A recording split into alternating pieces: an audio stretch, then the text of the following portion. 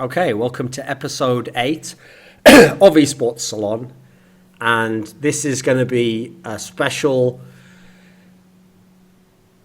reunion episode for people who were good in Season 1 of League of Legends. No, just kidding. Obviously, it's about the esports industry. So we're going to go around the overlay so I can introduce all the people here.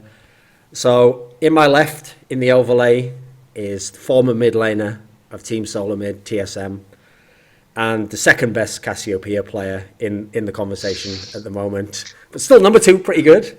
It's Reginald, obviously from TSM, still owner of the team, and had a very successful League of Legends team. They've won many titles. They've been in every LCS final.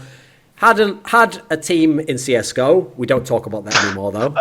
Don't talk about it anymore. And he also actually did have an Overwatch team, but again, we don't talk about it anymore. That's just been discussed. There's no need to talk about that. It's purely about League of Legends for Reginald, you know. Keep moving around the overlay. So in the bottom right corner, we've got the best top laner in the conversation, although there was another person in the conversation who tried to do that one time, but that went even worse for him. Don't worry, Hotshot. Like, I remember when he actually tried to swap with Kevin, and it didn't work out well, put it that way. He even came to an MLG or something, right? I think it was that MLG he came to. It didn't work out well anyway. So it's HotshotGG, owner of CLG, who has both a League of Legends team, not quite as good now, but they were good about a year ago, and has a CSGO team who actually were better than expected recently. So he's not bad. He's branching out as the boy Hotshot. He's gradually working his way into other games, you know.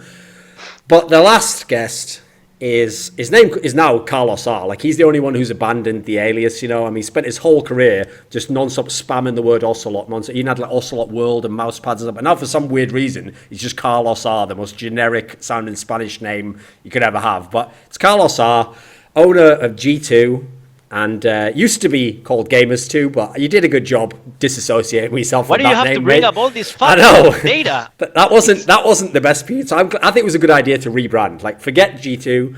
It's G2 Esports, not Gamers 2. And actually, at the moment, is killing it in all the games, you know. He was in the MSI final in League of Legends. He's won all the EU LCS. His team actually just won a huge tournament in CSGO.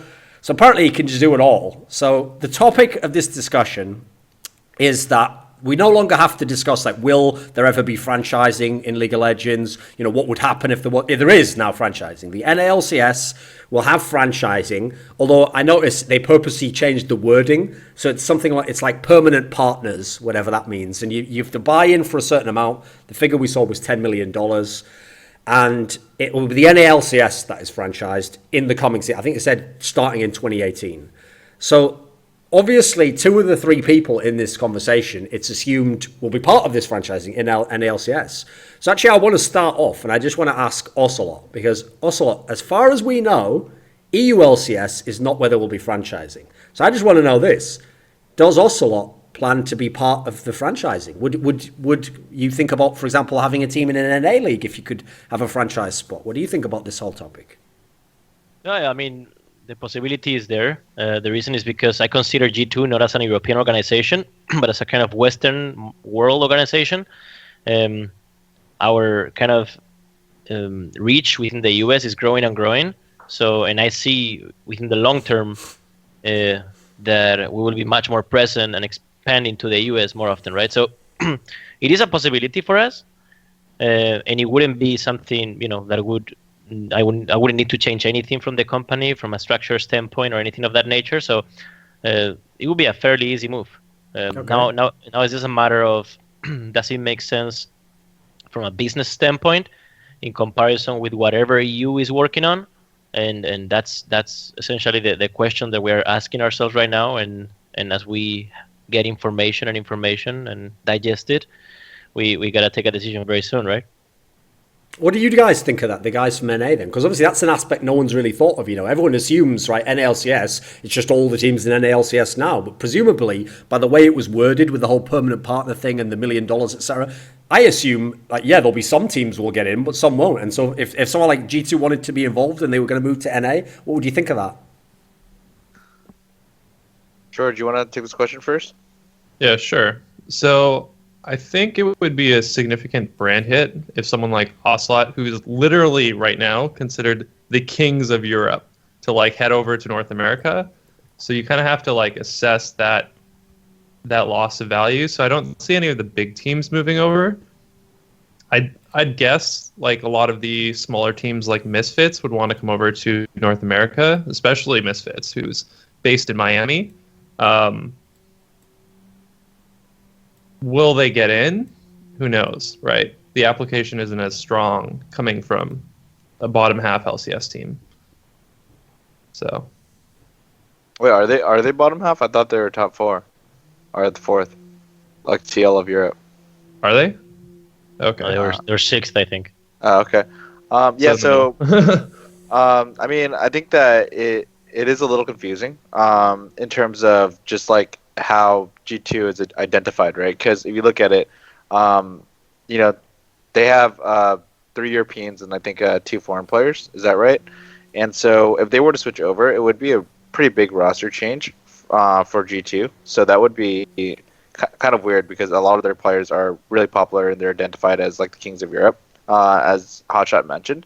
I think from a competitive aspect, though, if Riot was purely just looking for someone that can build a competitive team, then Ocelot would be, you know, a really big top candidate because he's had a track record of building a winning team, especially in Europe. I mean, they just beat us at MSI recently, but I think when we talk about permanent partnerships, there's a lot more that goes into it than just like the competitive nature. There is, you know, like multiple categories that you have to work on, for example, and so I do think that he would be like I don't think his application would be weaker than anyone else applying. I'm not even sure which teams are going to make it at this point, so that would be something interesting to talk about. So yeah, that's a great topic because obviously when it was announced, okay, I noticed they were very strategic with who they had to do that interview with Travis. They had like Noah from Immortals.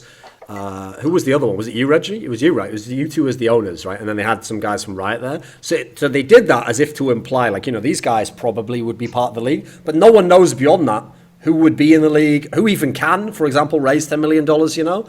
So I have a question here, which is that as far as I know, no one in this chat has big outside investment into their org. And that's been one of the topics of conversation the last few years. So could everyone in this chat even get $10 million and get into this permanent partnership in LCS? Oh, absolutely, yes. I think I'm 100% sure that the answer is yes. I don't know about the rest, but I mean, I would argue that for George and Andy is the same thing. But at least for G2, we didn't raise purposely because we wanted to. We understood that everyone was raising, and then there was a lot of demand, but there was a lot of offering as well, right? And I understood that if everyone raises, at some point there will be not enough proper companies, proper franchises actually, willing to raise again, and therefore there will be a scarcity in the market, which is exactly what's happening right now. And then we have all of a sudden a bidding process. Everyone wants to partake in a top organization, in this case such as G2, and it's just we can get much better valuations and much better terms in general. So this was a conscious move. And I don't believe that any top 5, top 6 esports club worldwide or on the Western market, let's say, has any issues whatsoever kind of raising this kind of money. Okay. Yeah, so, I mean, to answer your previous question, Thorin, the reason why Noah and I were on that show was because Travis kind of reached out to us last minute. It's like, hey, you guys want to be a part of the show?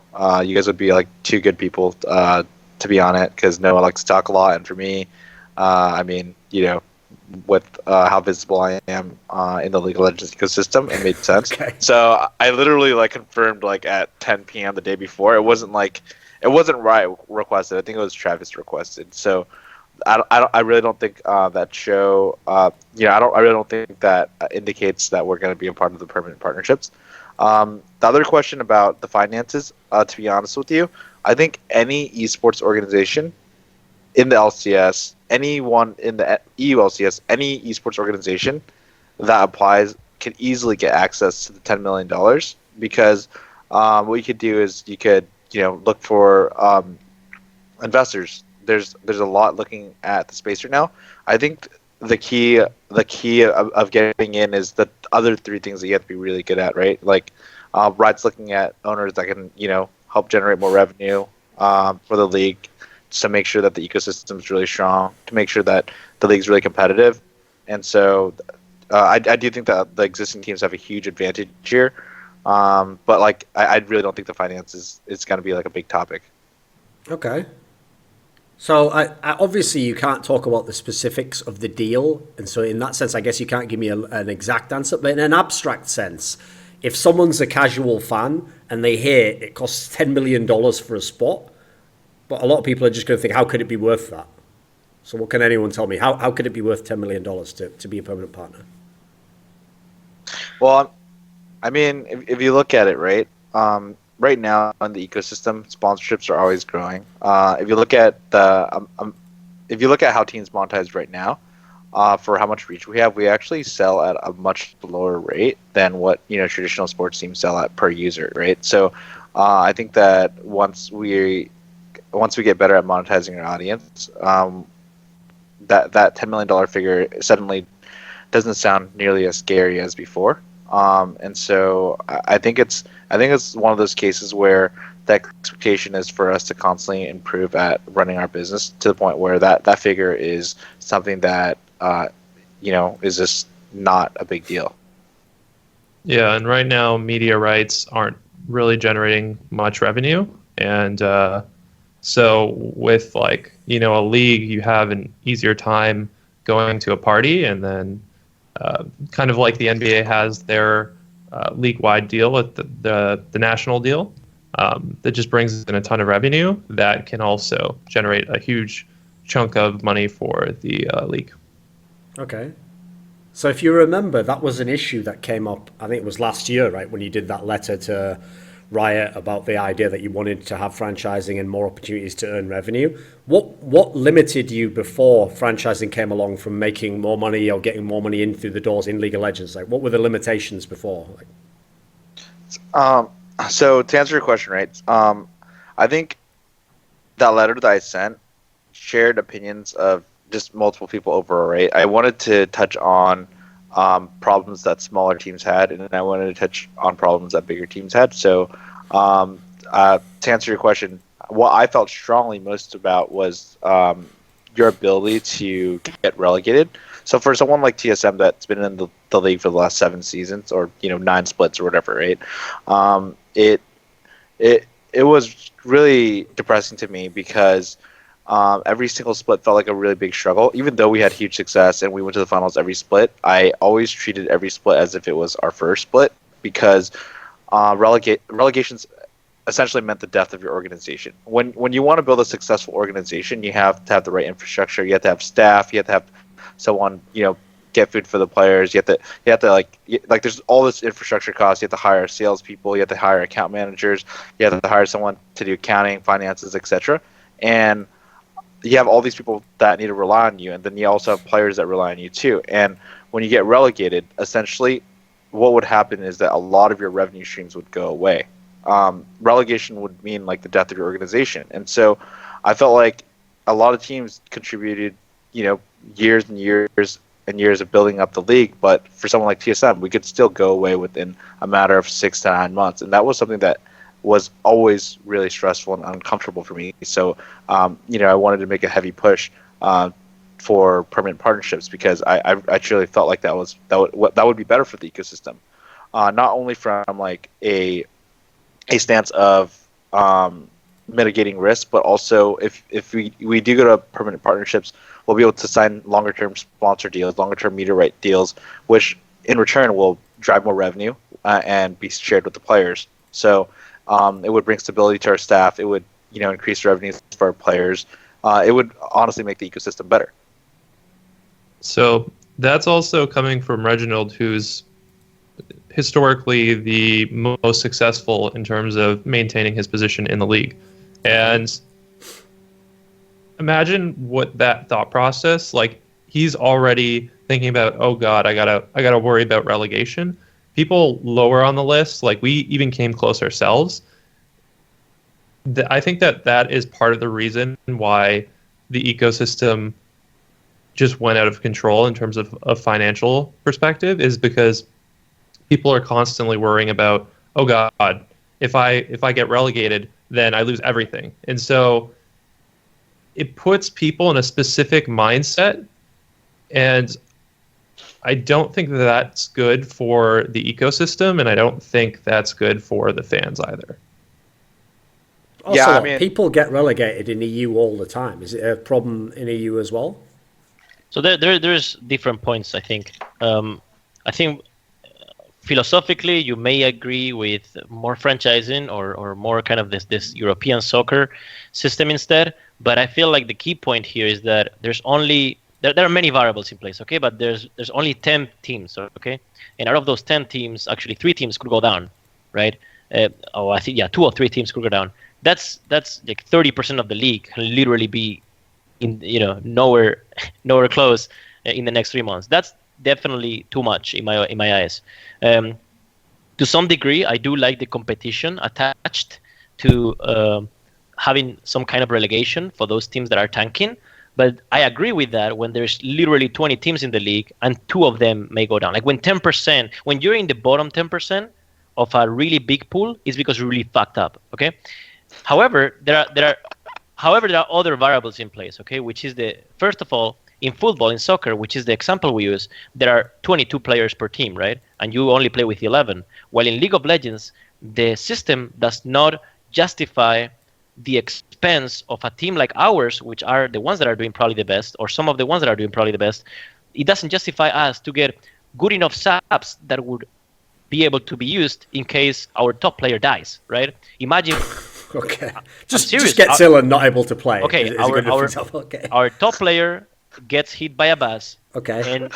And imagine you rely on that guy, then you go down into second division, into Challenger Series, and what the fuck can you do? You can't do nothing. That's the biggest problem here, because the whole infrastructure, and this is not anyone's fault. It's just the game is what it is, right? Does not allow for good subs to be part of a team. Okay. And that leads to this problem. And then now to finish this point, I do think that a non-franchise system where people can go down, let's say 10%, okay, can go down. It's if you still manage to kind of reward the teams that stay in the league enough. In other words, if in a no relegation. Sorry, in a relegation environment, the teams that stay in the league are rewarded better than the teams that are in the franchise system, then it would make sense because it's more risk, more reward. It's just fair, it's balanced. However, that is not the case, and for that reason, it would not make sense to have a system that is franchised on one region and a system that is not franchised on the other when the salaries are going to be pretty much equal, when a lot of variables are going to be pretty similar. That creates an imbalance, and furthermore, it will make the best players from that one region that can get relegated to want to go to the region that cannot get relegated, for obvious reasons. What do you think then, Reginald? I mean, do you think if EU isn't franchised but NA is, do you think, like as Ocelot said at the end there, will we just have the star players from EU make their way to NA? I mean, I think that Riot has a different approach to Europe, so I can't really answer that in terms of like a confidentiality standpoint. But overall, I think that there's gonna be its strengths and weaknesses, right? In terms of just how we monetize.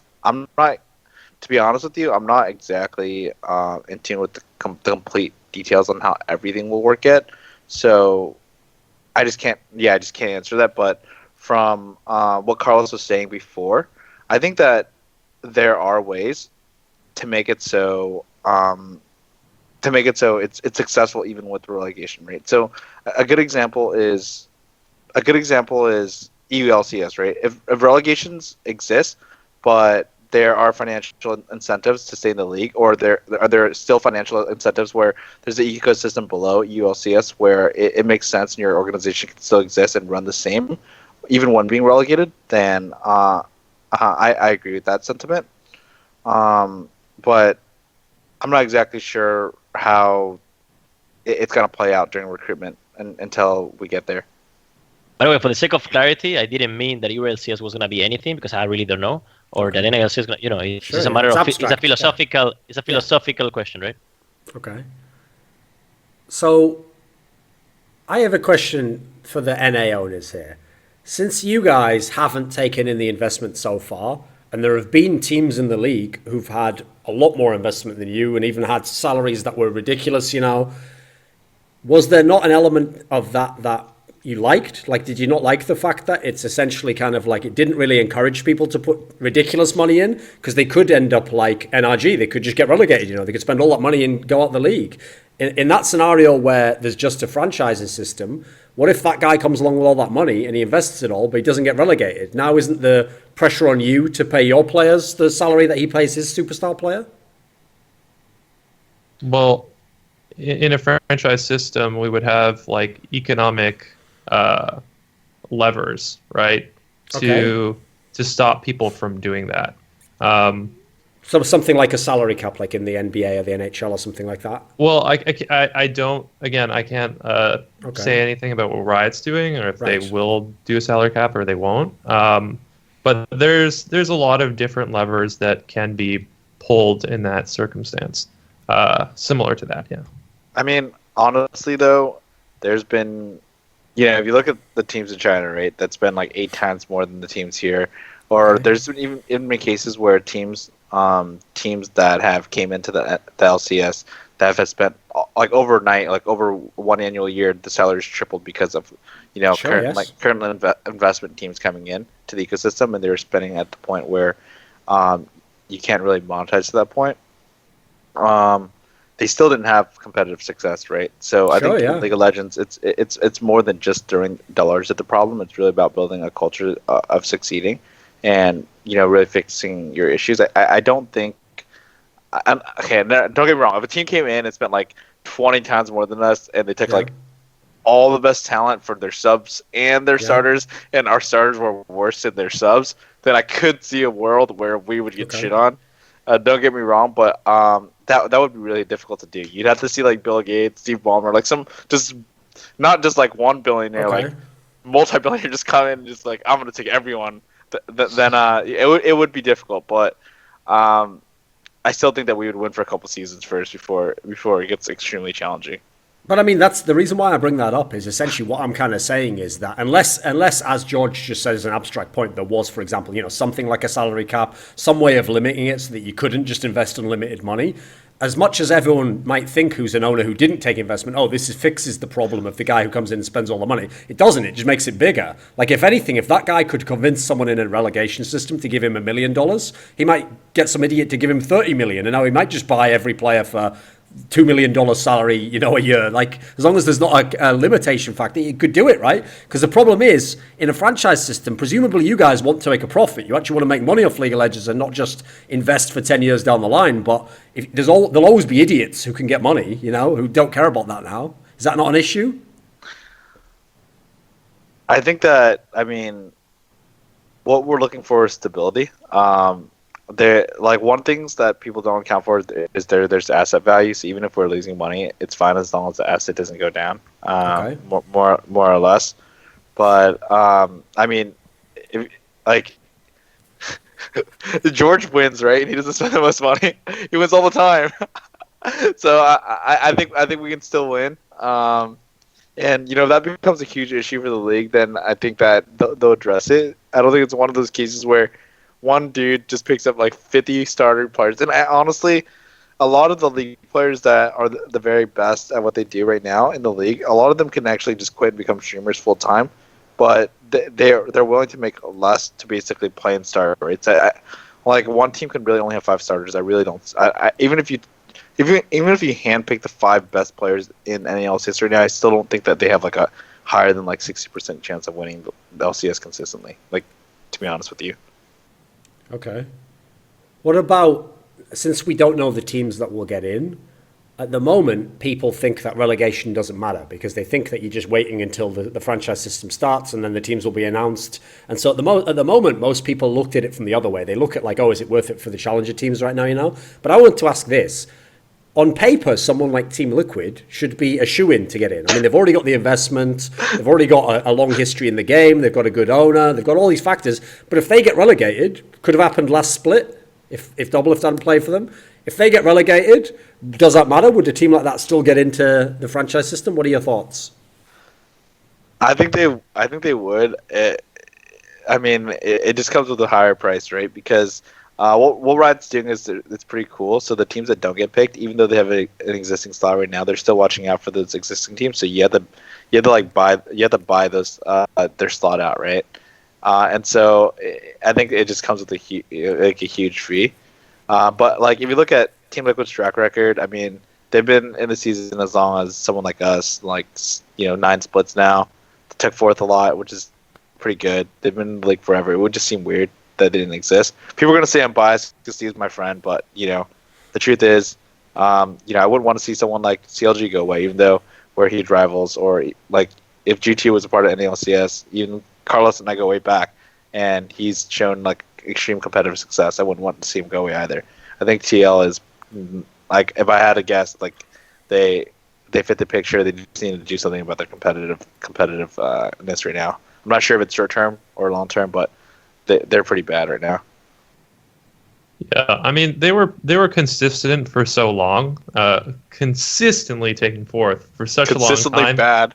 Yeah, well, I'm trolling. not bad. Exactly. It's pretty good, and I think Steve did a good job with his brand and marketing his brand and actually selling on his brand. He did a really good job in that part. And so he goes through a period where all the talent's locked up to contracts. He has 2 imports on his team, can't get more, and he's in a really, really tough position. And this is just kind of like the mechanism of relegation, just causing so many problems in that way. I really feel for Steve, and I'm not as close to him as Reggie. Yeah, it just sucks. What do you think, Ocelot? Like, is it like, for example, even though Reginald said that, in theory, he was just on that interview because he was just asked last minute and he decided to go on, People assume that all the big names will be in. Like, even if he says, oh, no one knows if Immortals will be. I mean, I'll just tell you right now, I'll bet any amount of money they obviously will be. Like, that's exactly the sort of person who you would expect to be. In theory, has the track record. Will it be all the old names, do you think, Ocelot?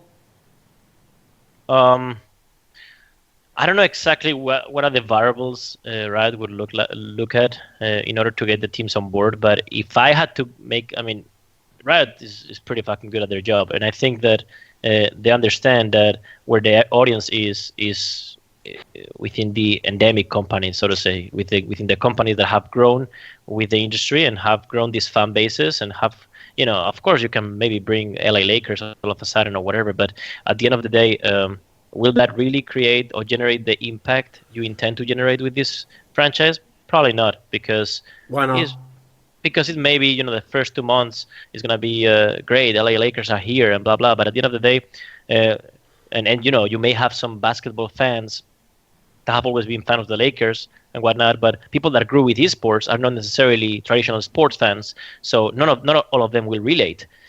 Me, myself, I have grown loving soccer, football, yet I still had SK Gaming when I wasn't no one, SK Gaming was the team I was looking up to, and I was the idol of Spawn, the black player from Sweden that played CS:GO for SK Gaming, and I was telling myself one day I will play in SK Gaming. I was not telling myself, even when I was playing football, it wasn't even like I wasn't such a fanboy of football, and that's because I feel like millennial and post millennials that follow esports for the most part are fans of esports teams, and it's much more valuable for a company like Riot to have kind of die-hard fans from CLG, TSM, G2, that those die-hard fans have been there in the wins, in the losses, in the content pieces that they create, in every storyline, and kind of feel in sync with that story. I don't believe that a traditional sports team can come in with a completely different storyline and background and kind of get the spotlight. I don't think that's a good long-term approach. But with that said, I really don't know what they're looking at in terms of kind of these variables. This is what I would do myself. Okay. Yeah, I mean, I personally think that any single LCS team, all the NA LCS teams and EU LCS teams have a solid shot of actually getting in to the franchise. They just really have to look at their weaknesses and find partners that will complement their weaknesses, right? So what would be a weakness that you think would keep someone out? I mean, not being able to put in $10 million. I mean, yeah, it's a pretty big one, right? Okay, so I mean, I think a big weakness that would keep someone out is really like their ability to grow their fan base and their brand. There are a lot of like NALCS, right? There was a time period where Riot expanded from 8 to 10 teams, and I really felt like for the last couple of years, 2 to 3 teams in the LCS have just been completely like garbage. Like they didn't really put that much effort into creating content, building a fan base. They just invested in LCS because it was a hot thing, and they knew that was going to be valuable. I think that that's like a huge weakness. In order for the league to be successful, you're gonna want the viewership to be high. You're gonna want to grow your brand. Yep. I mean, a good example is like if you look at G2, they won and they really capitalized on it, and they built a really strong fan base for them, right? I would like to see that out of a lot of the other teams. I think that's like a key component is for the most part, if you don't have viewers, you're not going to be able to get sponsors. You're not going to be able to do anything. I want to see teams that have a really strong track record of building brands. And so if your weakness is building a brand, but you can build a competitive team, then you're going to have to find some top level dude that can help you build a strong brand within this ecosystem, whether they had success building a strong brand in other games or they had a strong success of building a huge brand outside of esports. I think that would be a key component. I think like honestly the 10 million number that's being thrown around seems big, but there are enough investors right now that you can find to do that. And I, if like, Waylon mentioned on the show with Travis that Riot's ultimate goal is to have the most competitive league possible. So if you're a shitty team that's had, you're in the bottom 2 for the last 3 years, you're barely making it, but you're still avoiding relegations. Maybe you hire a huge coaching staff from Korea, Europe, wherever it is. You look worldwide to hire the best competitive team. So I think that there's like a lot of things that people can work on, but if they go all in and do it, I think they could. There's like so many ways you can approach it. Like if I was a smaller team struggling for cash, maybe I just do a joint venture with a major investor and spend resources to strengthen all my other categories. So no, I actually don't think the European teams are that able to kind of raise money. I think that I would say, and maybe I'm being even too optimistic, only 3 clubs in Europe, in LCS Europe, can actually raise that kind of money. So to some degree, I am under this is my perception, under the perception that this 10 million number does not have a base from a business standpoint so much, but it's more of a filter, It's more of a filter. The test to see if you can actually even do the business to get in. I mean, if you can get the money, then the first test is kind of passed, right? Yeah. Then you can get into whatever brand, whatever you want to talk about. But raising 10 million, from North America is actually, that's what I said before. The top 6 teams worldwide within the Western market, I feel have a really easy time kind of raising that money because also there's other games involved and you name it. But the bottom, I mean, not even the bottom, like the rest. The rest 14 teams, from the LCS, I think are going to have a much harder time because money doesn't grow from trees. Money is, and you may find a sugar daddy, some teams have found sugar daddies. Yeah. Sugar daddies. and this connects to your previous point about kind of the salaries raising. Yeah. But typically, those sugar daddies, it goes hand by the competitive failures in combination with the amount of money they spend on the team typically go hand by hand with the fact they're sugar daddies and they have no idea what they're doing, Yeah. So yeah, I think the 10 million is definitely like a filter, so to say. And in regards to what Reginald said about kind of LCS teams, especially the bottom 3, that don't create any content. Like I hate it, man. I hate it because dude, I hate it because they are making my business worse. And I'm very Machiavellian with these things. I'm extremely pragmatic and extremely kind of emotionless with these things. Okay, and I think these people are the parasites that are kind of sucking from the bottle. I'm serious. I am actually serious. These clubs that don't generate any content, they're the parasites of LCS. People watch them because people want to watch my team because I create content. They're completely irrelevant, and they're the main reason actually we couldn't monetize any better just years back. And that's the truth. Because at the end of the day, if I play a tournament, I'm the winner of a tournament that has 20,000 viewers, and good for you, right? What can I generate with that? But if I win a tournament that is watched by 300,000 viewers concurrent consistently, because the rest of the teams are creating content and it's just fun, and the whole production quality is nice, and you have storylines and drama, then it's I can sell my shit. I just like that. I would prefer. I mean, you see in Europe, and in Europe it's just really, really bad sometimes, because not even 3 teams, like 6 teams don't create any kind of content. And what can you do? Hey guys, you should generate more content. You can't tell them how to do stuff, right? Those are the very basics. If they don't even understand the basics of how to build their brand with power. Well, that's a problem with the system. Like, the fact of the matter is, everybody's main focus is avoiding relegation. That's the number one thing you build your business around. And if the property was different, maybe we would think about it like, how do we build this as an entertainment platform? How do we get the most viewers? But like, people aren't thinking that way because the system has been set up like that. So that's why I'm so like happy that we're at least changing things up and moving to a different format, because I think we can get to a place where we focus on, in my opinion, things that are more important. Like, how to build fan bases that are long and lasting, how to really give to the fans and make sure that everybody's having fun, and to, make sure that we raise all the teams together so that the storylines are strong. I personally think that if everybody levels up, it's better than having one team win all the time. I want to see, the standings go up and down. I want to see like different positions. So. Oh, honestly, that's a good point. That's a good point. I don't like when you win.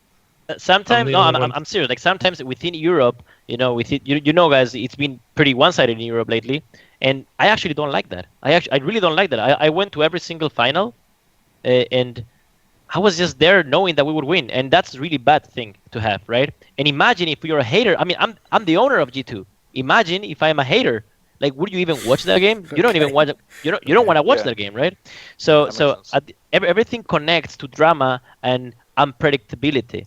And I know that we will win against. I was about to say a name, but that's unpolite, so I'm not gonna say a name. Everyone. But I mean, I was gonna say, one of the lower teams in the last season, and it was 100% victory, right?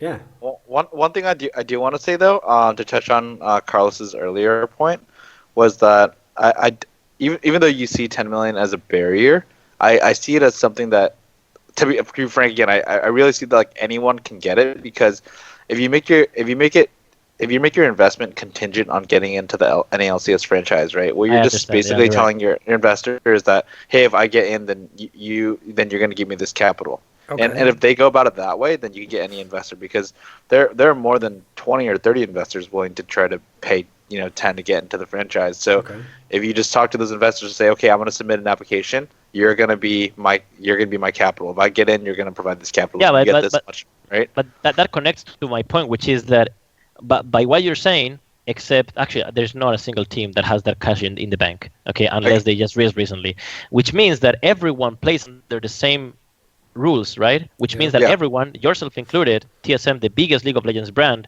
can actually, or you are going to do that, essentially. So if you are going to do that, and Mr. No One, random team number 3, is going to do that, at the end of the day, everything is going to come down to the brand power, everything is going to come down to the variables that you already know.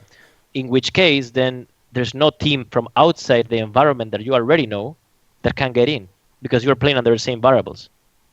Well, I mean, I think for TSM we have a huge advantage because of our success in the League of Legends ecosystem. I mean, just to be straightforward with you, I think that we've done a really good job with that. But I think, a lot of the teams in the LCS are actually weak, really weak about it. And And if they don't see it as a weakness, and if they don't see that they need to change a lot of things up, and you can offer a better solution, then of course you're going to get in, right? Just say like you hire someone.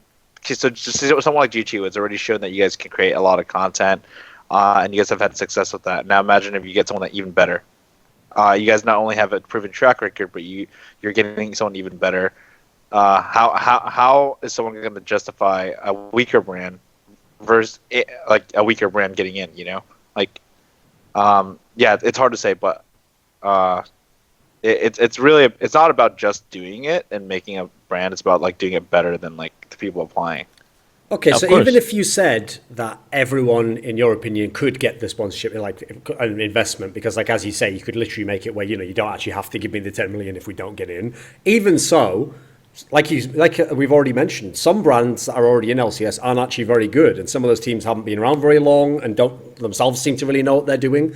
So, do you think there will be pure outside brands come in? I mean, everyone's heard for years and years, the ones that we've mentioned now, LA Lakers, Mark Cuban, the guys who own the Patriots, everyone's heard that these people at least had interest, It's just before a lot of them thought they couldn't justify the investment because of the relegation model, Presumably some of these people will come in and just make a team. They won't just partner with like Team 8 or whoever the fuck, someone that no one cares about. They'll actually try and make, their own squad. What do you think of that?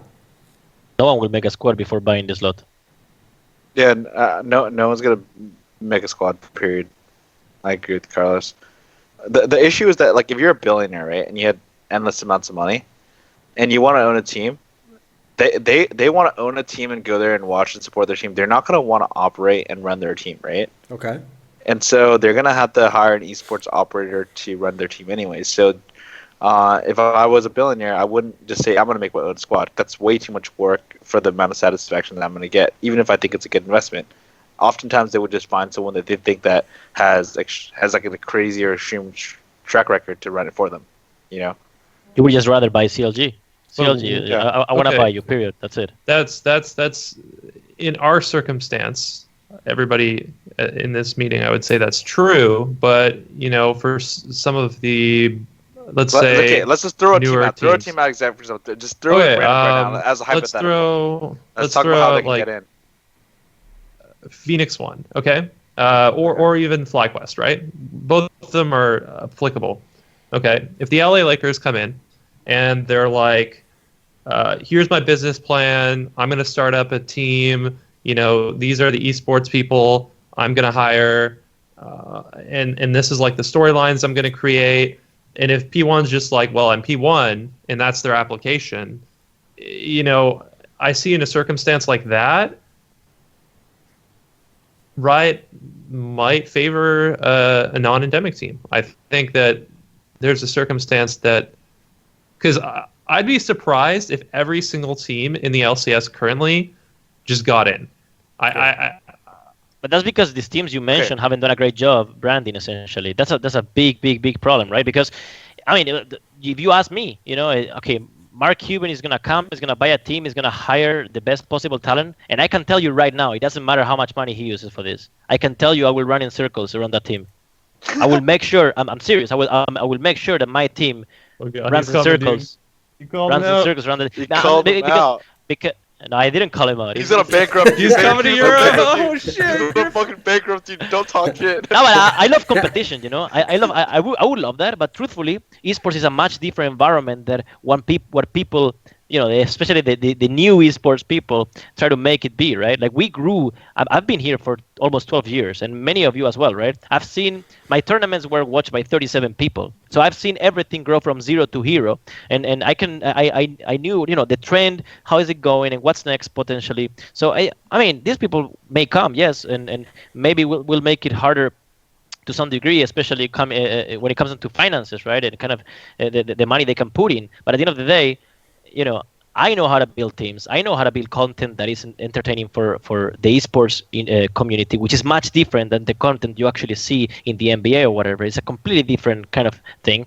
And I know how to monetize within my industry. You see a lot of actual companies that are non-endemic and agencies that are non-endemic that are unable to monetize within esports, because you monetize much differently. You do below the line sponsorship deals. A lot of deliverables are, it's just a completely different culture. So I am telling you right now that if they come from outside and hire the kind of people that I hire, I know I will run my company better than Mark Cuban or whoever comes here, because I've been living this. It's a much different ecosystem. They're gonna come in and hire Ocelot, dude. That's what they're gonna do. I mean, They can't afford me, man. Oh my god. Yeah, but I linked the categories in the chat, what Riot's looking for, right? So the category is brand plan, owners, business plan, and team strategy. And this is all public, right? So those are the 4 categories that they're looking for. And of the 4 categories, I think 3 categories is in a lot of the organization's control, where it doesn't necessarily take that much capital, right? So a good example is brand plan. You only really have to spend so much money on like content and brand plan. It's not a high cost. Business plan, like what's your strategy? Like team strategy, that's the competitive performance side of things. There's really only one category, which is owners, and like probably about finances, capital call, etc., whatever it is. That's really about money. So I don't know. I think there's a lot of room for people. If I was P1, I guess, like, what does P1 get at, Hotshot, because you brought P1 up? Like, out of these 4 categories, what are the weak at? Are you saying they're weak at all of them? They did really well last split. So No, I think they did well. I'm just saying that for a newer team that doesn't have legacy and hasn't really built up that much of a brand or a fan base, there could be an outside, team or sports team that's like, hey, look at this proposal. This is what I'm going to do. This is the things I'm going to provide, and it could easily outweigh, the time that FlyQuest or P1 has been in the LCS in terms of the value they created. Let's use a realistic example. In 10. Sorry, go ahead. Can you use a realistic example? And I'm going to counter your argument. Okay, so a realistic example. Let's say, I think, who would you think between FlyQuest and P1 is weaker in terms of a brand right now? Okay, fine. I think that it will take too long for me to get my point across, right? So sure. Let me go explain. Ahead, say your point. Just say the Lakers are super interested in getting the LCS and they submit their own application, right? And they're better at every single category, from a brand plan, a business plan, and an ownership group than P1. But P1 has been in the league for 2 seasons now. From a 9th place team, they took 3rd last split. What place did you take, George, last split? 6th. Okay, so you took 6th, right? So P1 is stronger in the team strategy category, but they're weaker in those other 3 categories, which is the business plan, the brand plan, and the owners, because their ownership group is strong. They have like the ex-chairman, a Paramount, but it's not nearly as strong as the Lakers group. Their brand plan is shit because their fan base is really low, and their business plan isn't strong because they haven't brought any sponsors. Okay, so if I was P1, I was weaker in these 3 categories, but I was stronger in 1. So what I would be looking for is, okay, well, they're stronger than those 3 other categories, so I'm going to go and partner up with the New York Knicks, which are strong in those 3 categories. I beat out the Lakers in the competitive category, so therefore my application is better. Or I can go to the Clippers and be like, okay, you can own 51% of my organization. Let me be an operator. I need you for these 3 categories. I want to remain P1. You have a higher equity share than me, but I have complete control over the roster and our direction of the company. But you're going to help me with this application. You're going to help me get in, and this is going to be a really valuable investment for me. Now, how is the Lakers going to beat P1 in the application if they found a traditional sports team that's just as good as them, but they have a huge advantage in the competitive side? I mean, that's making like a lot of assumptions, but yeah, in that circumstance, if they got the Knicks and P1 joins forces with the Knicks, I think that there's a lot of variables. Like it's a situation with, there's so many things that you don't know that can happen that, like, when the time comes, Riot will look at it from like a 5 to 7 year perspective. What P1 has done in like 2 splits, I don't think when they're thinking about like, oh, how is this going to be in 5 to 10 years, they're going to weigh that really heavily. George, I think you're missing the point, man. The point is that P1 has the ability to go out and find a partner that will make their application stronger than only a traditional sports team, right? Because a lot of people use examples of the NBA, this traditional sports team is going to make an application, they're going to get in. I think they're at a disadvantage because there's only so many slots, right? Just say there's only 5 or 6 or 10 slots available, and there are more sports teams that want to get in than 10. That means that now you have the advantage on those other guys. The second thing also is these sports teams that want to get in, they're going to have to want to hire an operator and partner up with someone anyways. They're not going to want to go in and be at a huge disadvantage. They're not going to want to compete against G2 that thinks that they're going to run circles around everyone and come in at a disadvantage. They're going to want to hire someone that will understand the ecosystem at the highest level, right?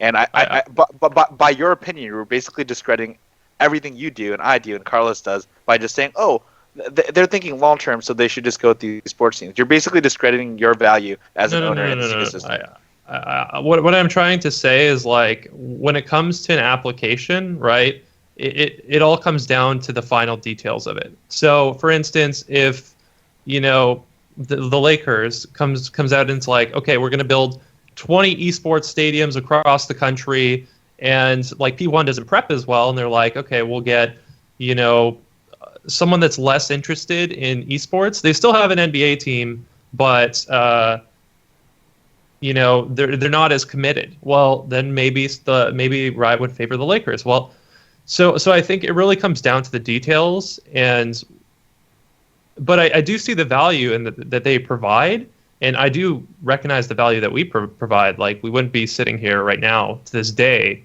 if we didn't provide that value. So Reginald, if you use, Thorin, let me make a point. What the fuck is this? It's like me and. What are you waiting for then? Jesus, there's there's actually something that we didn't mention, which is that typically within the NBA or NFL or whatever, these franchises, these brands are not able to have the same brand used for other competitions. Correct? Sure. Yeah. Which in soccer is not the case because there's no franchise, okay? So soccer teams are essentially, maybe another league that I'm missing, are essentially the only teams that can actually make their own teams, like PSG does, for example, or Schalke, in other games, because they don't own a franchise, you know. And for that reason, then it automatically discredits what LA Lakers did in the past, because they can't even use it, right? Whatever social media, whatever fan engagement, they can't use it. So what they can do, and this is something that we didn't talk about, is they can actually buy a brand that has some esports history that potentially is not in the LCS today. That's, I think, the only way in without having to buy HotshotGG's team. Okay, wait a minute then. Give me an example. Give me a team. What are they buying? Like LA Epic Lakers, Gamer? LA Lakers buys Alliance. I mean that would be the worst buy ever. Same for EG. It's like the worst buy ever. But imagine they do that, right? Yeah, but who else can you buy? Wow, you're firing so many shots. You have to buy someone not in LCS. Let's imagine they buy EG, okay, the brand, and then they go and apply for the LCS. Then they have a better kind of background and stance for that one proposal, right? Because they have a brand that has somewhat fans and you know, they have a history and blah blah, right? So then it will be more appealing. I mean, I would have to argue that I don't agree, right? Because a lot of those fans are fans of those brands for specifically other reasons. So if you look at the Alliance, right, they're completely known for Dota, and more recently their fans and their engagement has dropped since they've won like the international a few years ago, right? And they haven't really done anything since of note. And so I think that, like, it's in a sense, to George's argument, it's not about what you're just now; it's about what you can do in the future, moving forward too. And I think it's a combination of both. I don't disagree that it does increase their chances slightly, but I don't think that would be like a huge factor. Like, because the Alliance is not like, they're just not nearly as relevant, you know. But yeah. But I understand your point though. What do you think, George? In terms of going with an endemic partnership and applying to the LCS? Sorry, I don't understand. No, he means that partnering up with LA Lakers, even though LA Lakers cannot have their brand used in this game. How do you think kind of they help out to make a case? Right? Yeah. I mean, I think it does help a significant amount. It's probably better than creating a new brand from scratch. I would always say, like, you'd have to keep the people on board too. Like, those people have extreme amount of experience that have have led to the creation of that brand. So if you remove them, then and you just take the brand itself, it won't be as good. Well, yeah, actually, imagine in the application process, I don't know exactly how kind of the timeline. I mean, I think I do know the timeline, but I can't talk about timeline. So in regards to the timeline, there's a chance that the timeline, in order to kind of apply and kind of get further into the process, happens even before the contracts of the most relevant talent run out. So at the end of the day, if you want to make a case where you plan on having your own team with a new lineup and blah, blah, blah, that's going to be extremely hard because there's scarcity of talent, there's not enough talent open, and you have to essentially wait until November, so to say. So that is kind of a security on your end, I think. Yeah, I guess he's right. That's true. So yeah, when but you the thing say is that... Okay. Sorry, go ahead. When you say that this 10 million, is a filter, it's filtering nothing based on what they're saying. Ocelot, they claim every single team, like basically NRG, Echo Fox, any of these garbage teams that were in LCS, they can all just get sponsorship and then cool, they're all in LCS. So what's it filtering? Relegated, dude. All it's filtering is not in LCS right now. Doesn't matter, mate. Not in LCS doesn't matter, mate. As long as they don't want Echo Fox, okay, Energy's back in. They've got the 10 million in their pocket. What are they filtering? Well, the big difference is that only for one split and they got relegated. So the big difference is that the teams that you see here, and probably plus Cloud9, plus Fnatic, and plus Team Liquid, and plus Immortals, those are the only teams that, if a franchise system would not exist, they would be able to raise this money. And this is something that Riot knows and acknowledges, and this holds value.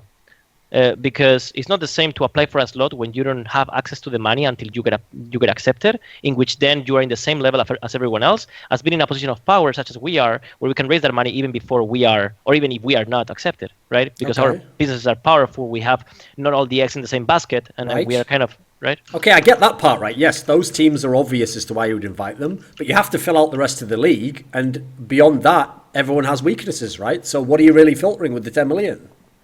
Well, you still filter, right? I mean, not every person can actually raise 10 million. That's what, mate. They just keep telling you that they can. They're telling you everyone else is going to get the 10 million. Reginald's got a plan to get NRG and the New York Knicks, and they're all going to be in. These people are speaking from LA. LA is the hype city. Okay. That's it. They hype everything up. Everyone is raising at 100 million valuations, and at the end of the day, you look at the reality and who raised at that money. Let's see it. Let's look at the terms. Who really raised? And at the end of the day, everything falls into everything crumbles.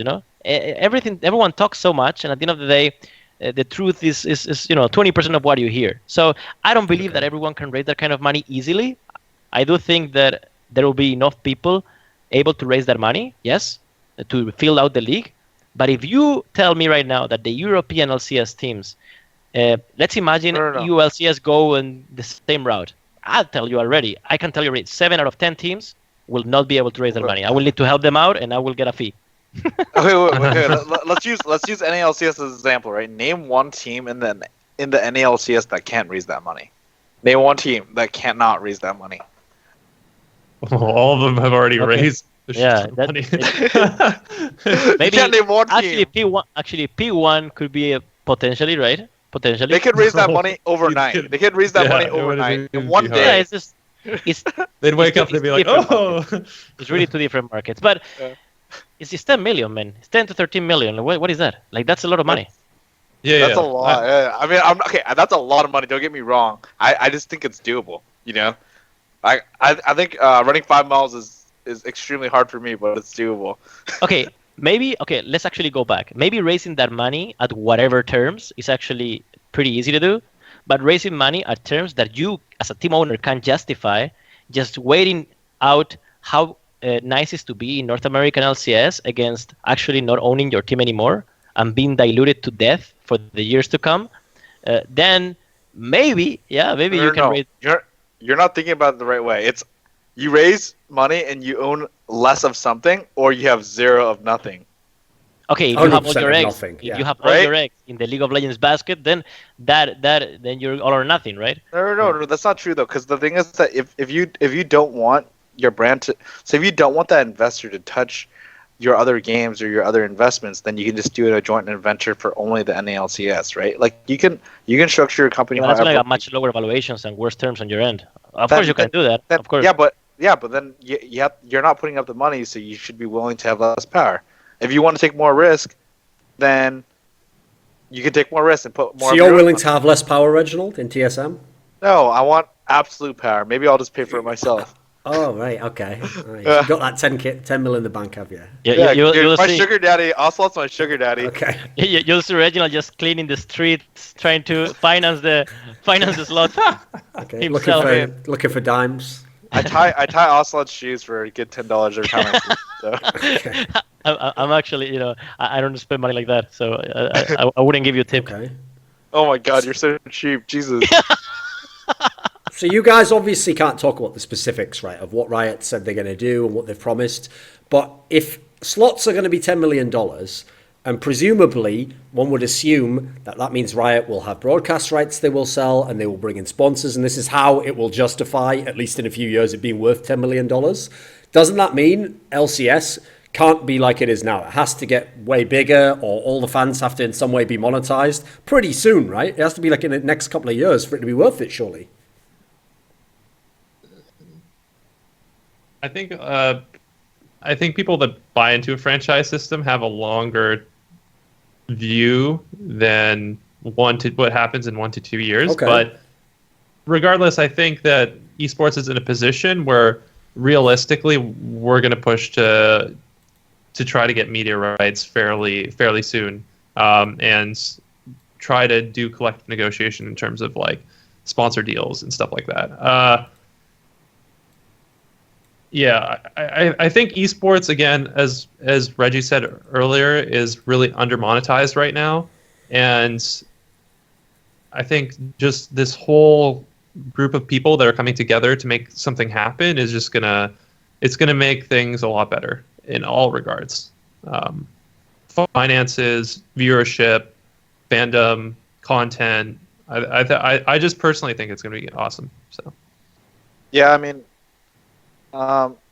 for me, I like the two things I'm really most interested about, to be honest with you, is what teams are going to do with their brands and how effective they're going to use their academy team. I mean, in the past for us, I know Ocelot's done a good job of it, and George has done a good job of it for TSM. We haven't really put together an academy team yet, and that's something I want to take really seriously. From an infrastructure standpoint, maybe even having a gaming house right next to our team, where our academy team can even scrim with our main team. And or at least practice in the same area, so our academy team can pick up certain details of how our main team practices. There's a lot we can do. I really think if we do it the right way and we use our academy team the right way, we can push NA's competitive performances further. I know, like over there, Ocelot is only like really truly competitive with 2 other teams, and the other 7 teams are shitters. But he's able to do so much with so little. So for us, right, with 10 teams, with 10 academy teams, we might be able to beat GT next time. Hopefully that happens. Nice try.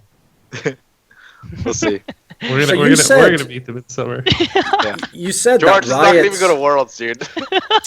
Riot's see, dude. goal, they claim, is to make the most competitive league, right? So in theory, in a franchise system, you don't actually have to care if the other team is competitive. Like, actually, Reginald, they don't have to beat TSM. If they just have a team that does really good branding and they get a lot of viewers, that helps you in the league. That they've done their job, right? So what if someone just takes all their money and they say, right, I just want to have the most popular team. So I'm making, like Delta Fox. That's my lineup in LCS. I've got the 10 million. Here's my slot. I'm going to have all the most popular, like, streamers, personalities will play. We might not win, probably wouldn't, but we'll be super popular. How will the league be more competitive than the relegation approach? Yeah, so let me answer that question because you're asking me. So for the most part, I think it's going to be more competitive because the way Riot's structuring it, teams that place higher get, they get paid more essentially. That was announced publicly, and so the financial incentives of placing higher and doing better is extremely important, right? And if you're required to have academy team anyways, why would you not right? If winning and succeeding financially in this league means placing higher and having the strongest competitive performance possible, then every team would do that, right? Because they're going to be motivated by the finances and success of that. And so if they're going to just troll and have fun at the bottom and be a stream team, then they're going to get relegated eventually, or they're just not going to have sponsors because sponsors are not going to want to sponsor them. Like, history has shown that teams that win consistently get sponsors on an individual basis. Teams that are shit and that consistently lose never get sponsored because sponsors don't want to tie their brand with a losing team. And so the way this league has been designed, it's truly about winning, which is awesome for me because we win a lot in the NA LCS. It's actually exciting for me from the competitive standpoint because we want to be pushed even harder, like Ocelot said. Being pushed is extremely important, not only for us, right? But if CLG is pushed, if Cloud9 is pushed, and Dignitas and everyone is pushed harder, that means that we're going to see better international results in the long run. And it's really sad because I made this claim about winning worlds for a long time, and we've been far from it. And so I really think like having academy teams is a step in the right direction. Now, to your point with the Echo Fox thing, the permanent partnerships hasn't started yet, but I really like that. That's something that is cool. It's gonna be fun and it's gonna be exciting because all the streamers are gonna be playing in Challenger. I really think it's kind of like a slap to the face from a permanent partnership standpoint because they're not really putting in an academy team that they're taking seriously. On top of that, too, when they're streaming their scrims, it's really honestly just a waste of time because they're not even using their starter players. So I think it's like one of those promotional things. Maybe they sold it to Facebook or like they're monetizing it, but like that specific act isn't really about like making the league as competitive as possible. So maybe Riot likes it, but I really don't think that it would be on brand with the competitive thing that it's being pushed. So Duncan, you said that Riot's goal is to have the most competitive league possible. That's what Reginald just told me at the beginning of the episode. I think so.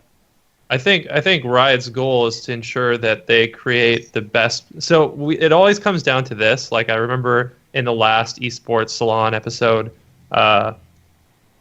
Noah was basically for the case of just being like, you know, I want to create audiences. I want to make sure the fans are engaged. I want to, and then on the other side of the table, Jack was like, I want the most competitive league. You know, I don't care who's playing at the games. Sure.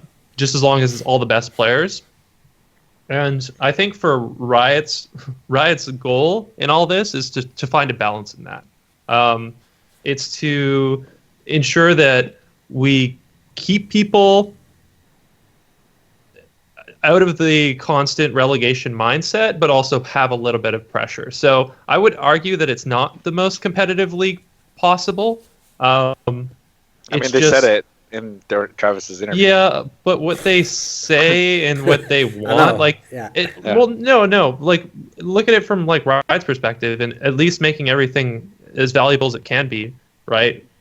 Having the most competitive ecosystem would be like, you know, five teams relegated every season. Like, okay, I think they're just trying to make a sustainable ecosystem that gets what they think the most amount of viewership in the long term, so that it constantly makes League of Legends successful and constantly adds to League of Legends. So I think it's more of a buzzword thing to say like we're going to make the most competitive league possible, because we're pretty far from a gladiatorial arena. Let's be honest. I mean, the truth is, George, right? Like with anything, you can always use extreme examples and to get away with it, right? But you're also not thinking of the macro picture of things. You're thinking on a really micro level. If relegations existed for 5 spots, right? Just to use an example, that means that teams would not be as well financed. That means they wouldn't be able to pick up as good of players, and players wouldn't be able to play and put in the amount of effort that they put in because they wouldn't be paid as much. So for a league to be successful and more competitive, the league also needs to be really well financed and also monetized well, because people will put more effort in if the financial incentives are there, right? Like with anything, one motivator for people, a lot of people, is money. And if players are paid, you know, just say example, $1 million per year each, they would be willing to put more of their life on hold to put in more effort to playing all day, because if they weren't as competitively successful, that means they wouldn't get that type of pay where they can live for the rest of their life off of 2 or 3 years of work. So I think a lot of those things go hand in hand, and I think that you also have to contribute that a factor of the league monetizing well to competitive performance. Yeah, I wasn't speaking in terms of like specifics. I was just giving like kind of like an example. But yeah, no, I totally agree with you. I think that like, you know, having all 10 teams fight for relegations or whatever, like, is just there's a point where I think Riot's hitting it is they're making the league competitive while ensuring that there's the most value in the ecosystem and, you know, future for the game. So yeah. This show's about me and George arguing. Jesus. What makes LCS a better investment than Overwatch League? I don't want to go down that route. No one wants to get in there. No one. All right. AFK. Listen, Ocelot will do it. No. Okay, listen. I just say the truth, but I'm not dumb enough to go there. Come on. I'm not Okay, he doesn't trust himself. Okay. No. Okay, no. I know I would say the truth, but I don't know if I want to go there. Okay. You know, it doesn't make any sense. Why are you comparing? I don't even want to say anything. No comment. It's two different games. It's two different games. Two different topics. Two different topics. Ah, it's just money. It's just You're 10 million, wrong journalist. 20 million. Tell me you get. Actually, this is not public. Never mind. All good. Okay. Calm down, mate. Calm down. Still live. I was about. Yeah, no. Thank you, Thorin. Thank you. Okay. that was a good question. Pass. I vote pass. Yeah, pass. Pass. Check. Yeah, Okay. I'll take a pass too. So when they make the franchise system and they bring it in, they put all this stuff in place.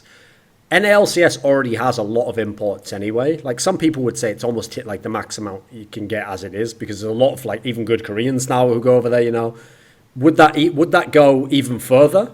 Would we get even more importing and like, you know, basically anyone who wins Worlds or whatever suddenly they're in NA LCS the next split? Would it be like that? Do you think? No. I mean, honestly, one of the biggest issues with NA LCS is, I mean, I've stressed this. I've stressed this a ton, and I would say that Carlos and George could probably see my perspective. Is really having that academy team there, and it's not just an academy team of crappy players. It's an academy team of players that can constantly push your players forward, where they can help improve our starters at the game. I really think that that's an absolute necessary if we want to be able to have EULCS or NALCS compete at the highest, you know, point and like do really well at Worlds. I know that G2 found success at MSI and they took second, but it would be a different story when there's 3 Korean teams there and 3 Chinese teams there, and it's a lot more trials and tribulations at Worlds. And for us, I want to see an NALCS team and an ELCS team in the finals of Worlds, right? And for us to make that happen, we're going to have better consistent practice, and we can really use a lot with the academy team. I don't think constantly importing Koreans over is really the right move either, due to the rules of, you know, minimum 3 for your country. I really think it's important to find a way to develop our own talent to make players better faster. Because right now, a lot of the players are promoted through solo queue and challenger, and we all know that competitive League of Legends is really not about individual play. It's really about team play and how you move around the map as 5. And all the things you learn in solo queue is just a basis like of mechanics that you need at the highest level. I don't know what they think. Yeah, this is my opinion. I think it has a lot to do with the player base. I think that, Yeah. I mean, it's I don't know the exact numbers, but I would argue, just from my educated opinion, that Europe has a higher player base by default than North America has when it comes into to PC games. In this case, let's imagine League of Legends, right? I would, again, this is just assumptions. I would just say, for example, 60, maybe 2% Europe and for the Western market, and the rest North America. And I would say the reason for this is, you know, North America is very, very kind of console friendly, while Europe is not that much. So at the end of the day, it comes down to look at the look at the Call of Duty teams, right? Call of Duty teams in North America, they're always winning. And why is that? Because the culture is there's just more players in console players. I mean, at the end of the day, it's just very mathematic, right? And in one of the reasons why it's harder to find talent in North America is because Europe has a bigger player base. That's one of the reasons.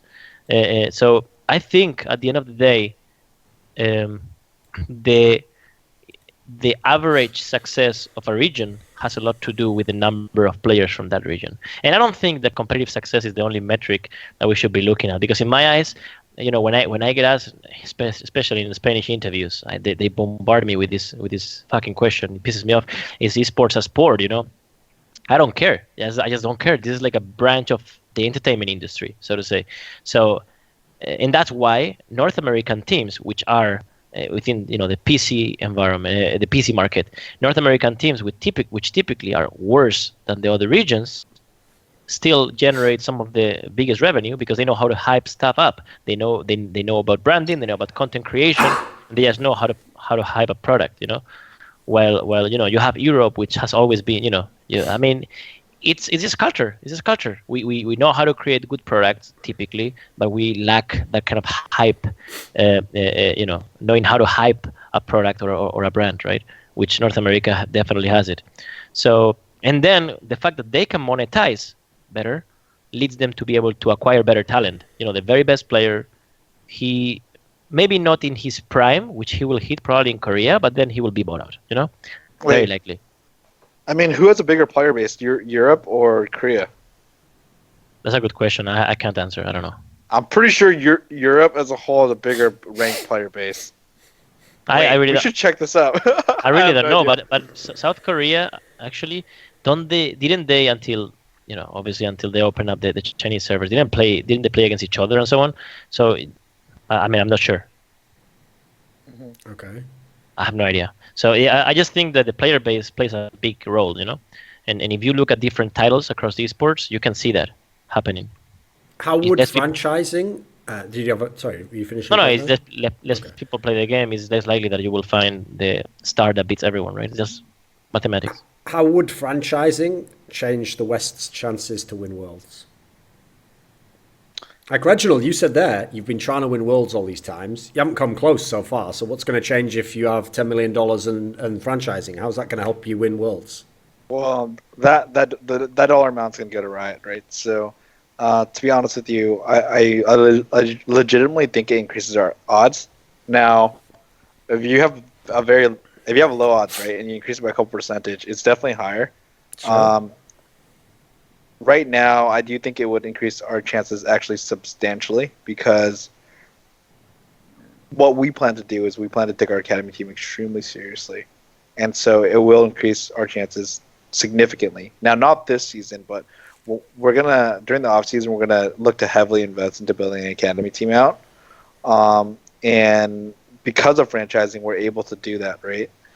It didn't necessarily make sense in the future. I really wanted to have the best performance possible, but I was limited in resources.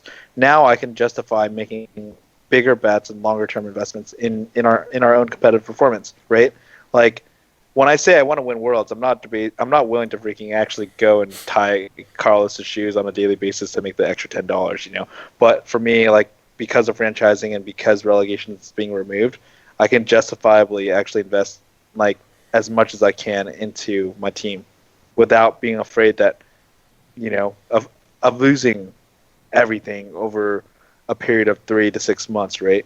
And I think, George would feel the same way if he was franchised, or if we were to franchise, we'd feel the same way. And a lot of the teams that you asked, they'll probably feel the same way too.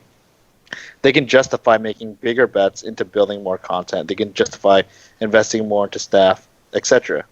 A lot of the previous teams, they didn't invest all they could was because they were also operating on razor thin budgets too. And so even though like I give a lot of bottom teams a lot of shit for not creating content, there is a pretty big amount of cost to it. Comparative to the 10 million, it's not that much, but before, it is a lot. I'm sure Ocelot spends a lot of money creating on all the content he does.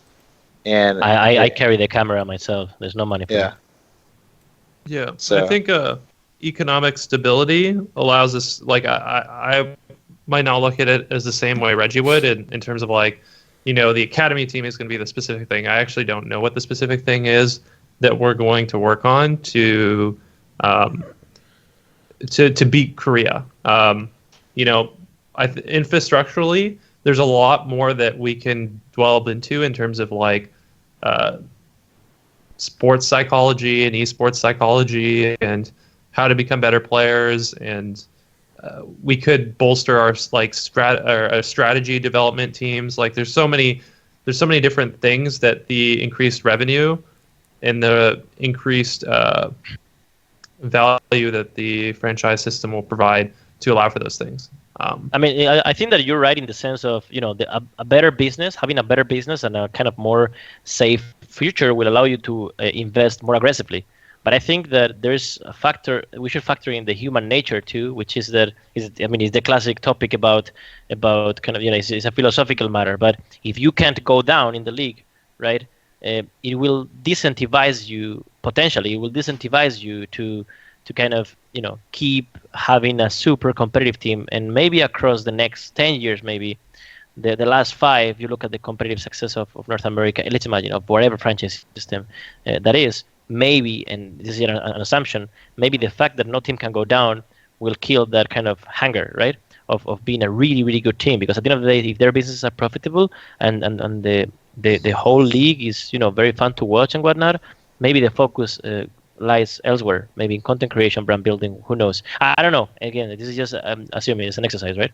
It's kind of like the example I gave Reggie, which is basically, okay, he says he wants the league to be more competitive, even for himself, to push TSM, etc. But if the bottom place team at LCS was Delta Fox right now, and they're just memeing everywhere and streaming, and they're really popular though, and they're killing it, they're making loads of sponsor money, and that makes the league less competitive for him. Well, yeah. So if they were the 10th team, right? And that means, but if they stay at the 10th spot for 4 splits or 5 out of 8 splits, they'll just get knocked down. Okay. And they'll be forced to sell. Okay, what's your thoughts on that part then? Because obviously, that's listed there, which is interesting, but presumably it'll happen eventually to someone. Someone will place 10th or whatever it is, however many teams there are, and get kicked out or potentially kicked out. What do you think of that detail of the structure? I don't think it'll ever happen. I think that team would have to suck for... Dude, they would have to have terrible ownership. They could have been really unlucky too, right? If you think about it, let me see. I didn't really think about it too much because I never placed down there. It's not even close. George, you have more to hit. You've been in relegations. He's only in it once, to be fair. Wow. He's only in it once. It was only once, man. Yeah. And I came back and I punched you in the face. Exactly. It's a long time ago. But, I'm sure Carlos and I don't think about relegation that much. Not right now. You never know, man. Pearson dies and you're fucked. No, dude, I'll just play. Remember, I subbed in. We still won 6 out of 7 games. I think... Okay, I remember, and I know you will come back with my Oriana Ultimate, but I remember those blue cards. Even I had neither. Oh, fuck you, that was some of the worst League of Legends I've witnessed. No, I only need to use blue card at beat CLG. That's why. It's why would you go and playing against scrubs trying your hardest? I beat you even with the blue card, Hotshot. Yeah, I beat you even with the blue card, Hotshot. Come on. All right, let's get back on top. Come on. Sorry, I got lost in the... What was the original question, Thorin? Yeah, where were we before it went off topic there? So it was about the idea of the guy, the relegation spot. Yeah. Essentially, you still can get relegated. You can just be kicked out of the league if you keep finishing last place. What do you think of that? I think that'll probably never activate for any team that gets in the league. It's going to be really hard to. There's... I don't want to bring disconfidence into that part, but I'll just be honest. All that has to happen is, hey, maybe and I'm sure that there's going to be all the protections in place so this doesn't happen. But Mr. 7th place team is best friends with Mr. 10th place team. They do a transaction and okay. He's out of that position for one split, right? And then the that clock doesn't make reset. sense at all, though. What do you mean it doesn't make sense? Because if you do that, it's against competitive integrity. So if anyone ever But I'm saying like there's so many ways that's only one circumstance. Okay. So somehow it would just never happen, even if the team really was that bad. I think like politics. There's politics involved. I think that when it came time, they would spend absurd amounts of money to make sure it happens, unless there's economic levers. If there are economic levers and they can't do that, and maybe that actually does happen. Actually, now we're into the process. Think about it. If the 7th place team gave a free win to the 10th place team, that means the 7th place team is giving them money because you're incentivized. Every placement you take higher, you get paid more, right? Okay. And that's going to be major because it's going to be based on percentages of media rights and everything. So to say like 1% of a $3 billion deal in the NBA is absurd amount of money. You never know, dude. Okay. When it comes to politics, you know what you don't know. Yeah. Okay. Wait, you don't know what you don't know. George is going to do that. So Ocelot, you have a really good team that's not in League of Legends. Like your future is not just League of Legends, mate. If this league's going to go and be franchised, people are going to put all this money in. People are going to be watching League of Legends in massive numbers in 2027. What do you think? Can you repeat the question? I don't get it. Can you repeat the question? Will people be watching League of Legends in massive numbers in 2027? Okay. I mean, I think there's some myth. There's like a mythology that esports games are bound to die. But if you look closely, you look at how Dota got born, then kind of League of Legends got born. Counter-Strike has been there forever. Yes, there have been some examples like StarCraft, right? But there's actually a good chance that a game like League of Legends can last for a very, very long time, forever, essentially. The beauty of games as a service, which essentially, I don't know if Riot Games was the first one, but definitely they were one of the first ones that created these games as a service, kind of business in which the game doesn't cost any money, and therefore the developers are motivated in order to monetize, skins, exactly, to improve the game. If you look at the first League of Legends, it was much different than now. It was far too different and worse, right? So I think that League of Legends and all these games, Counter-Strike, etc., are bound to grow over time in a way that adapts to the people's needs, which is something that soccer and any traditional sport can't really do because it's not something digital. That's the beauty of esports. You can create something that is impossible to do in real life. Okay. And I feel like that beauty that allows the game to grow and kind of grow into whatever culture and the people, the community demand in that moment, is going to likely make League of Legends last for a very, very long time, potentially forever. They can always pivot. Okay, this is not working, definitely. So we can pivot and do this other thing instead. I think that it came to a point where I feel like Riot Games is extremely talented when it comes into building a game that people like. That's why so many people played for a very, very long time.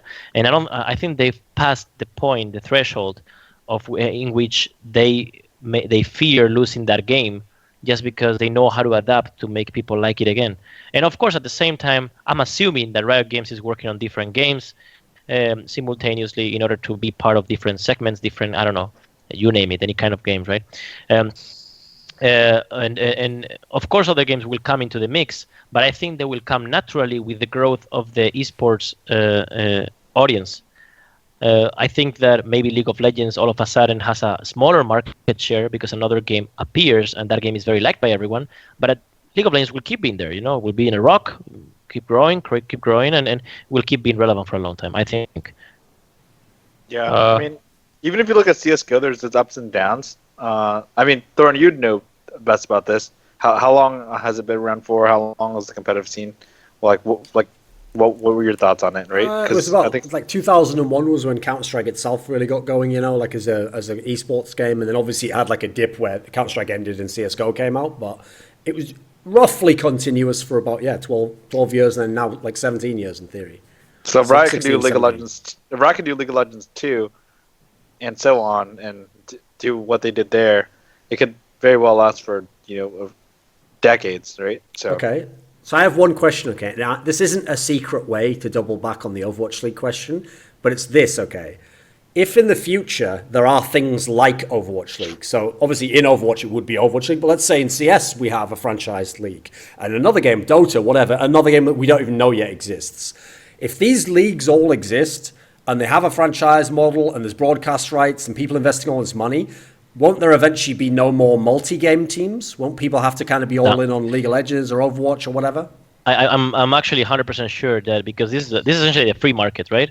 And I'm sorry if you guys when I answer, go ahead. But I think I have a good answer for this because this is a free market, right? So everyone can go ahead. Hotshot can just get bored. I know he likes games. Can get bored and create a game, right? Everyone can create a game, and because of that reason, when you see that everyone is going towards the same system, franchise system, then the best way for you to become successful with your game is to be different, right? So there will be games in different systems across kind of different regions that will be able to justify teams like G2 to be kind of, all over the place and kind of putting all the eggs in different baskets. You look at Valve, for example. I mean, Valve is known for not being very communicative, and you can say that's a bad thing, but is it a bad thing? At the end of the day, they do whatever they feel is right. They let most tournament organizers to run their own tournaments. They, it's an open market, right? And the opportunities of that open market are vastly different than the opportunities in League of Legends. You have other kinds of talks, right? The salaries are very, very different, especially when you compare in regions. So at the end of the day, I think that it's very enriching for the industry that there's different systems in place, and I think that maybe this system is franchised, maybe this system will be a combination of, maybe the system is completely free for all, and I think that there will always be one of each. Okay. Yeah, I mean, for us, I can speak to this. The way I see TSM is we're likely or probably never going to take part in an exclusive ecosystem, where if there was a case of TSM's brand name being completely tied down to just one specific game, I really see that as a death to our organization, and that just wouldn't even be, even if they were the biggest game at that time, I still wouldn't do it because for esports, I see it as something that I want to spend a lifetime in, or at least a lot of time in. Now, maybe I won't be here in 30 or 40 years, but I know for the next 10, 15 years, I'll be here for sure, and that's what I want to dedicate like a lot of my adult life to. And so, if we were to be exclusive to any specific IP, then that wouldn't even go for me, even if it was the best financial decision. Okay. Reginald, if your team's been in every LCS final and in general you've done very well, there was a period where TSM probably had the most money. Now, sure, with all the investors now, probably not the case. But what if everything works with the franchise system, Everyone gets the backing to get into the league. The league does make really good revenue. Everyone shares it. Every team's making really great money. We're imagining like the best case scenario here, The league's doing really great. Couldn't there be a world where we find out that Reginald wasn't actually the best owner? It turns out those other guys just didn't have the resources. You had advantages in certain areas, or you had things that helped you from the past. Are you fine with making money but not being the number one team anymore? You're just a franchise. Well, what's your question? How would I feel? Yeah, would you be fine with that world as long as you make money? No, I mean, for me, I think when I entered esports, I already owned a media property before then where I was making a really good amount of money. And when I did start TSM, to be honest with you, for the first 3-4 years, it really wasn't about making money at all. And I mean, would I be fine with it? Like, from a personal standpoint, absolutely not. I would do whatever I can to try to be as competitive as possible with the resources that I have, for sure. It wouldn't be a case of me just sitting there and enjoying like a monthly check. That's not what I'm about. I can't answer to how other people feel, but for me, when we even start doing poorly at all, I'm really hands-on. I go there on a daily basis to make sure that my team steps up. Competitive performance is important to me. I could see a possibility of that, but what that means is I just need to better my game if that was happening. Yeah, there is. I mean, George, you haven't signed like a Bjergsen in the last few seasons, right? You've kept mainly the same players. A lot of people speculate that's because you don't have $3 million invested from some big team, and you don't have the money to pay the biggest salary in the league. Would it even things up for you? Wait. We signed Bjergsen as a rookie. when he I'm got talking about relegated. A. Bjergsen, so he can't sign a Okay. Jensen, he can't get Someday, he can't get Flame or whatever, In theory, Okay. the assumption is he doesn't want to pay the salaries of these players, right? As Well, a rookie motherfucker, he was destroying everyone in Europe already. there's He was a like, lot let, of- let the okay, narrative so- stand, Carlos. So there's a lot of assumptions. Okay, it's most likely for Bjergsen specifically. If I couldn't afford him, then I'm sure that there would be someone else there that could afford him. That's not why Okay. Bjergsen isn't on another team. But there is a chance that the new system comes out and they do something like a draft, and that could shake up the ecosystem a significant amount, at least in the short term. And then it'll have the. Would you like that? I mean, obviously, that's one of the things they do in all those NHL, NBA. That's one of the ways that it isn't always the same team on top and the same team at the bottom, right? It's a way to shake it up. The bottom teams get a chance to get potentially the next Bjergsen, right? I'm up for, and my philosophy has always been like, try to make the scales as even as possible, and then have people fight with those fair, like a fair ecosystem. So if we have salary caps, if we have drafts, I'm actually all for that, because I think that it just puts everybody on the same level. And it's hard for me to say that because I really like my players and I really like the ecosystem to a certain degree because I've grown up in it and I've played in it. But in my heart, I really think that anything that brings the scales closer for everybody is something I want to be a part of.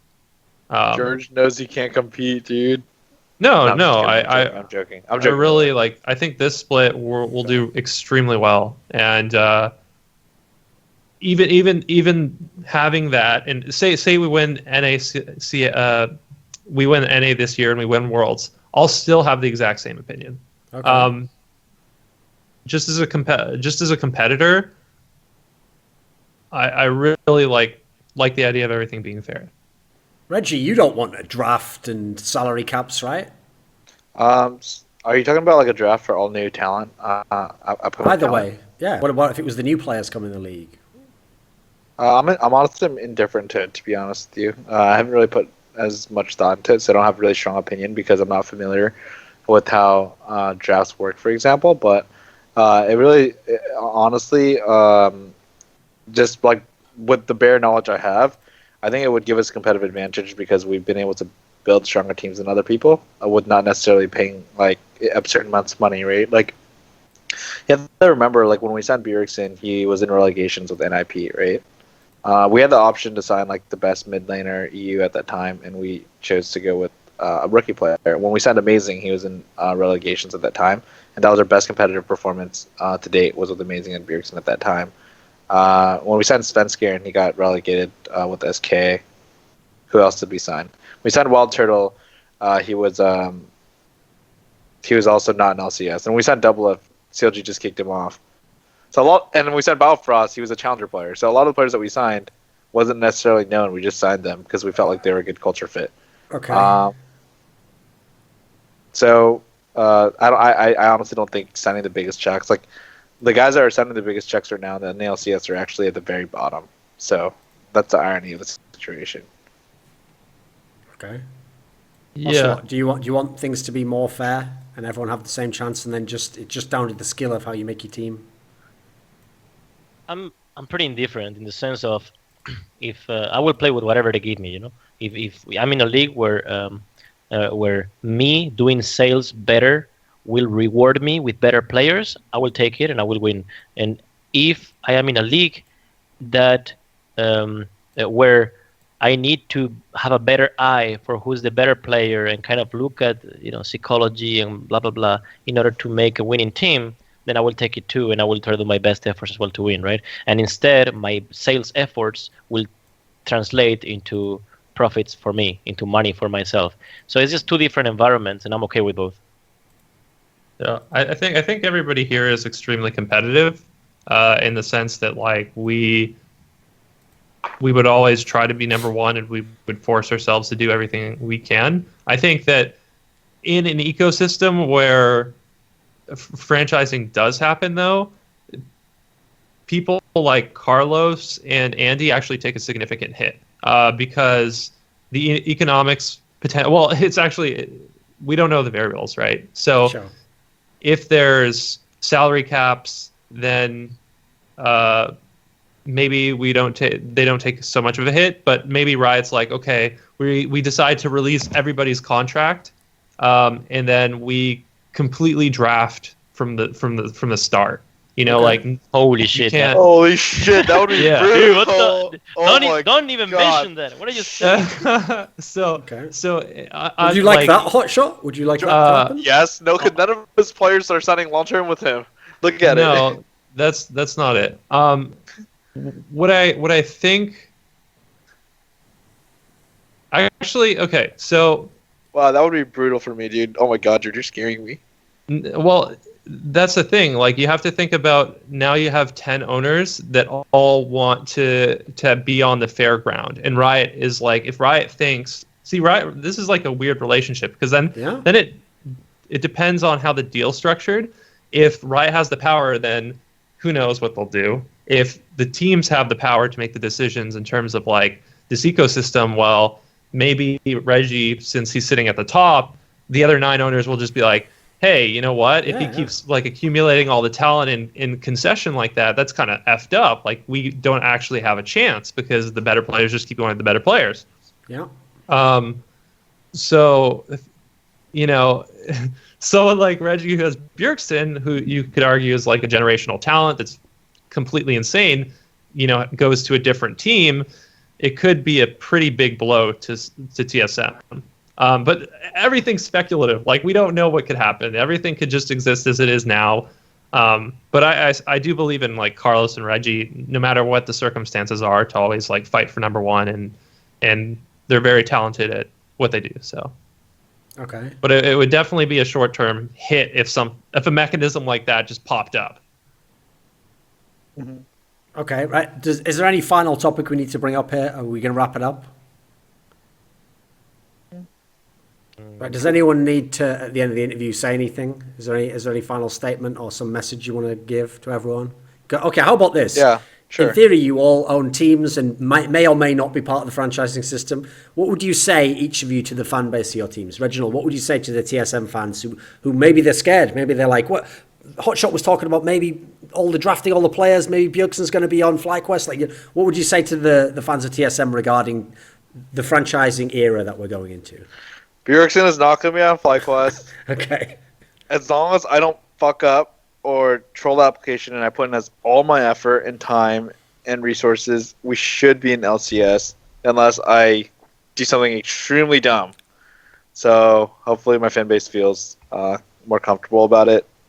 And honestly, thanks for this interview. It was really fun actually talking to Carlos. I hardly ever get to catch up with him or even talking to George, even though I made fun with him a lot. And thanks, Thorin, for hosting this. It was really fun. It's all right. Anyone else want to add anything, Hotshot? Yeah, I've been working very, very hard in the past while to ensure CLG as a brand succeeds. And like, our number one focus is to win, and it will always be to win. It's always been that from day one. And so not being in LCS is not winning for me. So I really want to be in LCS, and I know we'll get there. So you guys don't have to worry about anything. Okay, Carlos, the artist formerly known as Ocelot. You get the last word, mate. That's all you ever wanted, right? So come on, give us something good. Yeah, I mean, for me, there's one truth, which is actually this is coming out pretty good. Actually, this is a good. So I ask myself, and this is actually true. I ask myself all the time, what will I do when I am a billionaire? Because I will be a billionaire.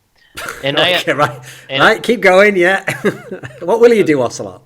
What would I do if? When I will be a billionaire? Yes. And then I tell myself, okay, well, invest here, invest there, have some fun. Okay, I'll probably want to own a team, right? I want to own a team of something that I like. And what I like the most is esports, right? So I want to own an esports team. And I'm like, wait a minute, I already own an esports team, right? So it's a little bit of a conundrum. I don't know if you can call it like that, right? The reason I do this is because I enjoy winning so much. I enjoy winning when I get a sponsor that was supposed to go to TSM, as an example, right? To TSM, and I get that sponsor myself for G2, and I'm like, yeah, competition, it's That's harmless. not gonna happen. He won that. I mean, okay, maybe it happened already. Who knows? No, I'm kidding. I'm trolling. I'm just kidding. I'm kidding. But that's the point. I love competition. I love to see my players. I love to see. Okay, I spent a lot of time with that player, and that team is winning because of him. And I just see. I love this competition. It's harmless. It's like a gladiator arena, but no one dies. And this is lovely. And so this competition, it makes me so hungry and so ambitious. For victories, that it doesn't matter what happens, whether I'm gonna, G2 is gonna be playing in new LCS or G2 is gonna be playing in LCS, who knows? Or Amar Cuban comes, the other guy comes. I don't care. I will find a way. I will find a way to make the team a winner. I will find a way to have a shot at winning worlds. It's my dream. It really is my dream, on a personal note, even, right? Is it very hard to attain? Absolutely, right? But what I can tell you for sure is that the amount of work I'm putting into this, and I will keep putting into this, in order to make that happen, not only in League of Legends, but in every single game that matters in my eyes, is going to be there from me and from everyone from G2 at all times. So fans, new fans, old fans, haters that are going to be fans one day, or haters that are never going to be fans, just know that. Hey, it's Crumbs. You're lost? How do you not know where you are? It's Thorin's channel.